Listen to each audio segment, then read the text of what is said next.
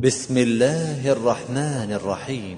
إنا أرسلنا نوحا إلى قومه أن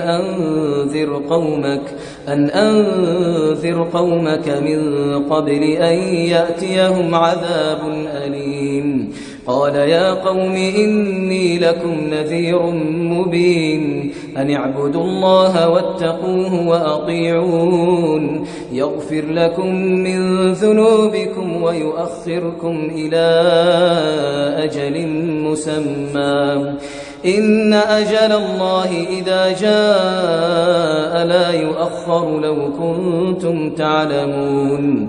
قال رب إني دعوت قومي ليلا ونهارا فلم يزدهم دعائي